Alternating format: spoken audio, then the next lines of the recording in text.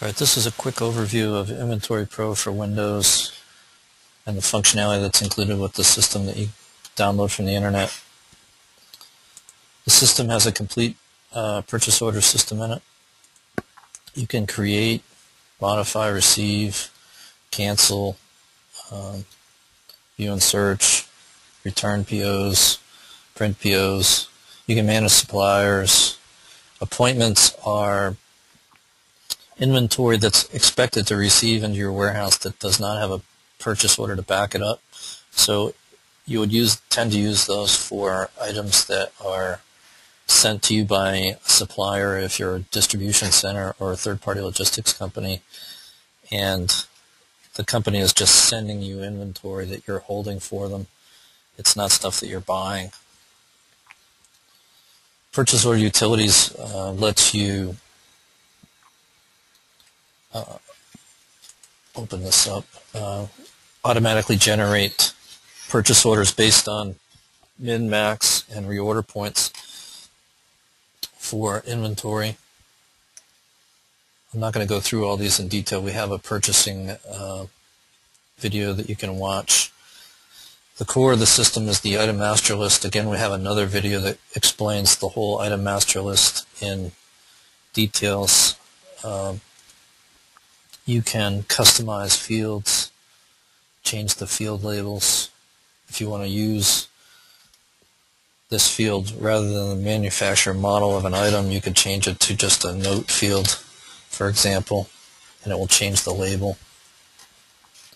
One thing I would caution you on is if you change a field to represent something else and it's an alphanumeric type field, don't try to store numerics in it, and vice versa, and do math with an alphanumeric field, a text field.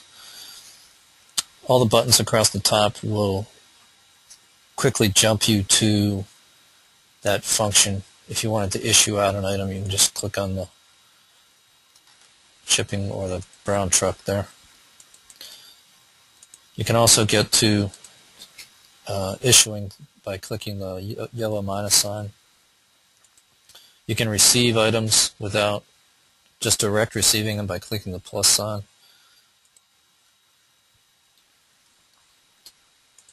Under the System menu, there are Administrative Tools options, and here you can set all sorts of different functionality. The very first screen that you're led with when you come in is the numbers screen, and this is showing you what the next work order number will be. 19 with a mask of a preceding W in the number. If you wanted it to be WO, and then if you wanted a suffix of 2011. So the next number, and you might put a dash here.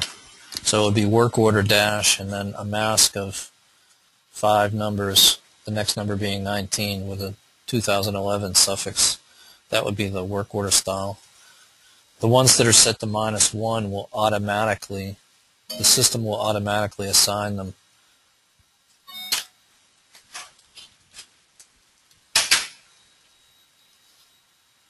These are the receiving options. System options. You can see there's literally hundreds of different options here. This is the logo option, is where you assign the different logos that are in the system to the specific function, which logo shows up at that specific screen. And in order to insert logos into the system,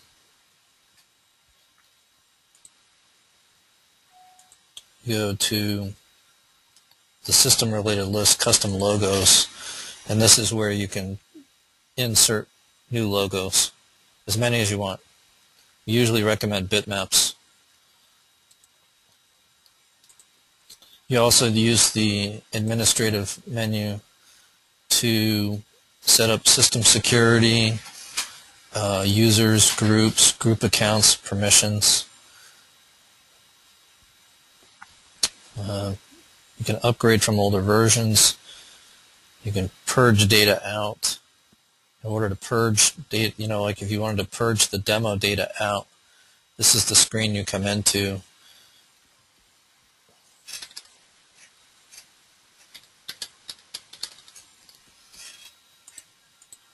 You tell it what you want to purge out.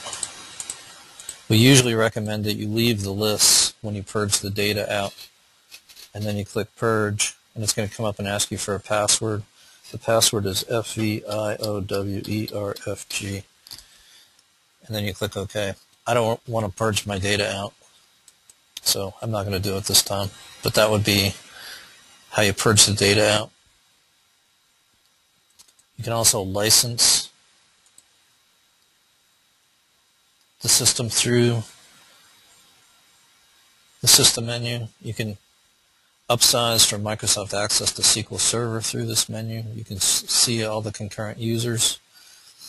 If you're on the trial version, this is where we'll bring you to extend the trial version, and if you buy the application, this is where we'll bring you. So in addition to purchasing and inventory, there's also shipping orders, which are intended to be orders that you ship to your customers. You see that the screens look fairly similar. There's usually a header and line items, and then some additional tabs that you can use or ignore. So a shipping order has an order header, and then you put line items, what you're actually shipping them. There's instructions, and then if you want to generate an invoice for the order, you have the ability to come in and generate an order, or an invoice, excuse me. There's also work orders in the system, which have bill of materials and kitting, and you can do asset management in the system. Then there's a standard set of reports that come with the system, and we tried to group the reports based on the functions across the top. So you'll see purchasing, inventory, shipping, work orders, assets. There are labels, barcode labels that are printed with the system. And when there's also a configurable reports where either you or CISS can send you some SQL text.